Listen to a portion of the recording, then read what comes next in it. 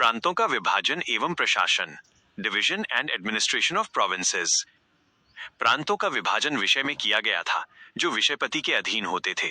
प्रशासन की सबसे छोटी इकाई ग्राम थी, जिसका मुखिया ग्रामीक कहलाता था।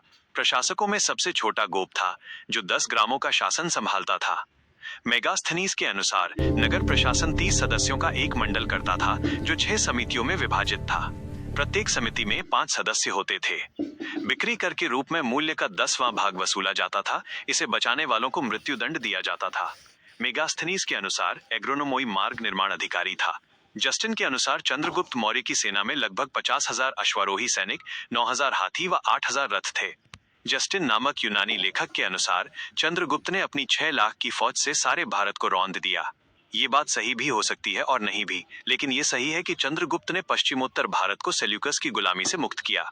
जस्टिन ने चंद्रगुप्त की सेना को लुटेरों की सेना कहा है। युद्ध क्षेत्र में सेना का नेतृत्व करने वाला अधिकारी नायक कहलाता था। सैन्य विभाग का सबसे बड़ा अधिकारी सेनापति होता था। पिलनी नामक यूनानी लेखक के अनुसार चंद्रगुप्त की सेना में 6 लाख पैदल सिपाही, 30,000 घुड़सवार और 9,000 हाथी थे। मेगास्थनीज के अनुसार मौर्य सेना का रख रखाव 5 सदस्यीय 6 समितियां करती थी। सैन्य समिति एवं उनके कार्य, military committees and their tasks. समिति कार्य: प्रथम, जल सेना की व्यवस्था।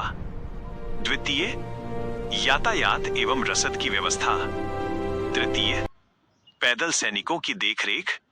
चतुर्थ, अश्वारोहियों की देखरेख। पंचम, गजसेना की देखरेख। षष्ठ, रथ सेना की देखरेख। मौर्यकालीन अन्य महत्वपूर्ण तथ्य, other important Mauryan facts. Maurya प्रशासन में गुप्तचर विभाग महामात्य सर्प नामक अमात्य के अधीन था। अर्थशास्त्र में गुप्तचर को गूढ़ पुरुष कहा गया है। अशोक के समय जनपदीय न्यायालय के न्यायाधीश को राजुक कहा जाता था। सरकारी भूमि को सीता भूमि कहा जाता था। बिना वर्षा के अच्छी खेती होने वाली भूमि को अदेव मात्रिक कहा जाता था। मेगास्थनीज ने भारतीय समाज को 7 वर्गों में विभाजित किया है। 1. दार्शनिक 2. किसान 3. अहीर 4. कारीगर 5. सैनिक 6. निरीक्षक एवं 7. सभासद। नंद वंश के विनाश करने में चंद्रगुप्त मौर्य ने कश्मीर के राजा प्रवर्तक से सहायता प्राप्त की थी।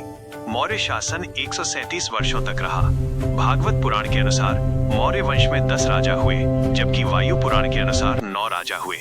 मौर्य वंश का अंतिम शासक बृहद्रथ था। इसकी हत्या इसके सेनापति पुष्यमित्र शुंग ने 185 बीसी में कर दी और मगध पर शुंग वंश की नींव डाली। शुंग एवं कण्व राजवंश, शुंगा एंड कण्वा डायनेस्टीज। पुष्यमित्र शुंग, जिसने मगध पर शुंग वंश की नींव डाली, ब्राह्मण जाति का था। शुंग शासकों ने अपनी राजधानी विदिशा में स्थापित की। इंडो यूनानी शासक मिनांडर को पुष्यमित्र शुंग ने पराजित किया। पुष्यमित्र शुंग ने 2 बार अश्वमेध यज्ञ किया। इनके लिए पतंजलि ने अश्वमेध यज्ञ कराए। भरहुत स्तूप का निर्माण पुष्यमित्र शुंग ने कराया। शुंग वंश का अंतिम शासक देवभूति था। इसकी हत्या 73 ईसा पूर्व में वासुदेव ने कर दी और मगध पर कण्व वंश की स्थापना की। कण्व वंश का अंतिम राजा सुशर्मा हुआ।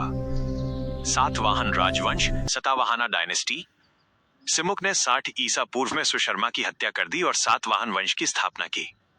सातवाहन शासकों ने अपनी राजधानी प्रतिष्ठान गोदावरी नदी के किनारे में स्थापित की।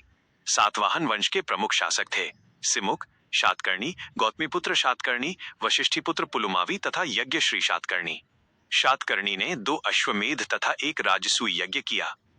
सातवाहन शासकों के समय के प्रसिद्ध साहित्यकार हाल एवं गुणाढ़ थे। सातवाहन शासकों ने चांदी, तांबे, सीसा, पोटीन और कांसे की मुद्राओं का प्रचलन किया। सातवाहन अपना सिक्का ढालने में जिस सीसे का इस्तेमाल करते थे उसे रोम से मंगाया जाता था। ब्राह्मणों को भूमि दान देने की प्रथा का आरंभ सातवाहन शासकों ने ही सर्वप्रथम किया। सातवाहनों की राजकीय भाषा प्राकृत एवं लिपि ब्राह्मी थी।